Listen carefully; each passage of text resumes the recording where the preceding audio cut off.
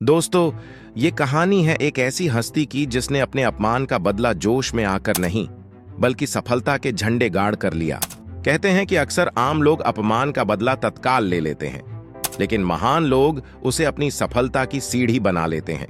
ये बात है साल 1998 की, जब टाटा मोटर ने अपनी पहली पैसेंजर कार इंडिका बाजार में उतारी थी। दरअसल ये रतन टाटा का ड्रीम प्रोजेक्ट था और इसके लिए उन्होंने जी तोड़ मेहनत भी की।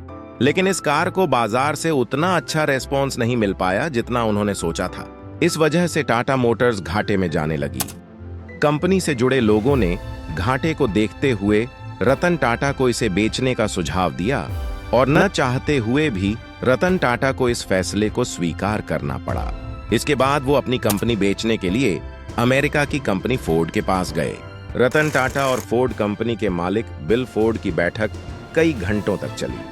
इस दौरान बिल फोर्ड ने रतन टाटा के साथ अच्छा व्यवहार नहीं किया और कहा कि जिस व्यापार के बारे में आपको जानकारी नहीं है उसमें इतना पैसा क्यों लगा दिया। ये कंपनी खरीदकर हम आप पर एहसान कर रहे हैं।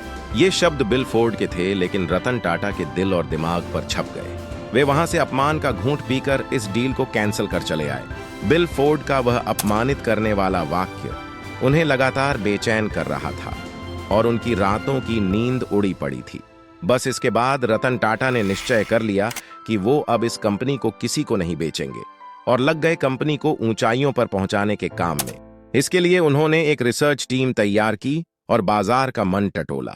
उन्होंने अपनी बुद्धि के बल पर टाटा कंपनी को विश्व की सफल कंपनियों में शामिल कर दिया। तो वहीं इस घटना के बाद से फोर्ड कंपनी का पतन शुरू हो गया। मौके की नजाकत को समझते हुए रतन टाटा ने फोर्ड की लग्जरी कार लैंड रोवर और जैगुआर बनाने वाली कंपनी JLR को खरीदने का प्रस्ताव रखा, जिसको फोर्ड ने स्वीकार भी कर लिया।